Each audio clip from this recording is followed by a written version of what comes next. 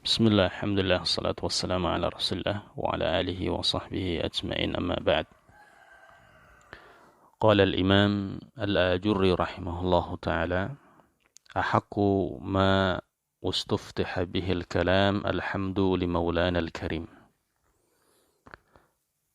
Ucapan yang paling berhak untuk membuka sebuah pembicaraan adalah memuji Allah Subhanahu wa ta'ala yang maha mulia. Allah Subhanahu wa ta'ala juga memulai Al-Quran dan banyak surat dari Al-Quran dengan ucapan Alhamdulillahi Rabbil Alamin. Alhamdu. Ya. Wa afdalu alhamdi ma hamida bihil karimu nafsahu fanahnu nahmaduhu bihi. Dan pujian yang paling mulia adalah apa yang Allah sampaikan, Allah yang sampaikan untuk memuji dirinya sendiri dan kita memuji dengan hal itu. Jadi Allah Subhanahu wa ta'ala mencintai pujian. Banyak sekali dalam Al-Quranul Karim disebutkan. Maka kita terlebih khusus sebagai orang-orang yang mengusung Al-Quran, Ahlul Quran, orang-orang yang punya perhatian dengan Al-Quran, banyak memuji Allah Subhanahu wa ta'ala. Apa saja yang Allah sampaikan untuk memuji dirinya sendiri, di antaranya Allah Subhanahu wa ta'ala memuji karena dia telah menurunkan Al-Quran kepada hambanya yang terbaik, yaitu baginda Nabi sallallahu alaihi wasallam.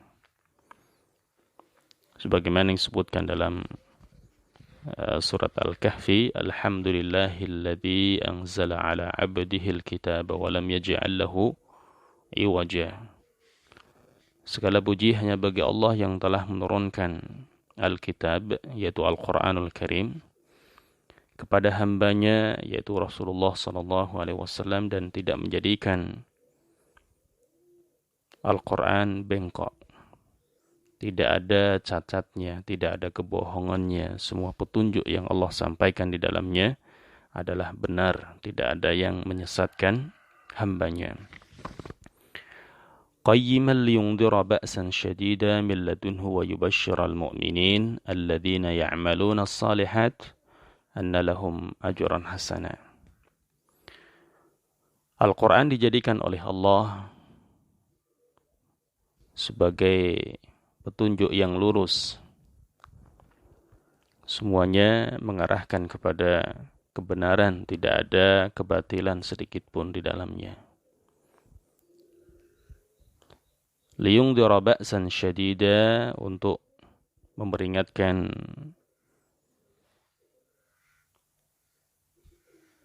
atas atau tentang siksaan yang pedih bagi orang-orang yang melanggar petunjuk Al-Quranul Karim, billadunhu wa yubashshiral mu'minin, dari sisinya, dan begitu pula memberikan kabar gembira. Jadi disampaikan dalam Al-Quran ada peringatan dan ada kabar gembira.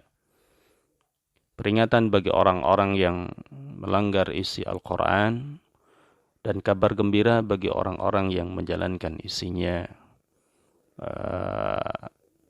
Terlebih di sini disampaikan mereka adalah orang-orang yang beriman kepada Allah dan Rasul-Nya.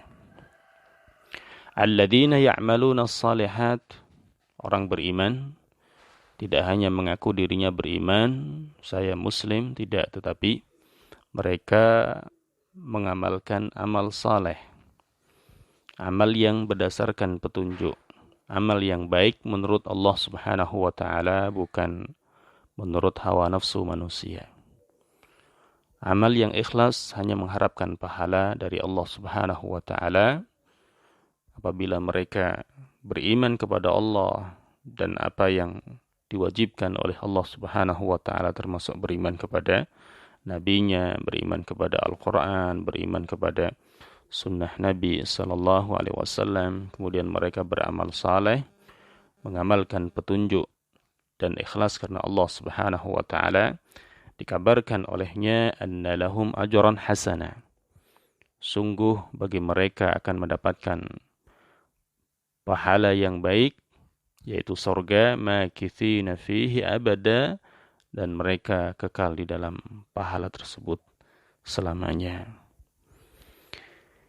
Ini memberikan faedah kepada kita, ya, khususnya bagi orang-orang yang punya perhatian terhadap Al-Quran. Kita banyak memuji kepada Allah Subhanahu wa Ta'ala, di antara yang Allah puji untuk dirinya sendiri karena Allah Ta'ala menurunkan Al-Quranul Karim kepada baginda Rasulullah Sallallahu Alaihi Wasallam. Dan ini adalah merupakan nikmat yang besar. Ya. Jadi diturunkan Al-Quran kepada nabinya Sallallahu Alaihi Wasallam, kemudian disampaikan kepada kita, ada min akbarin ni'am wa afdaluha alal itlaq.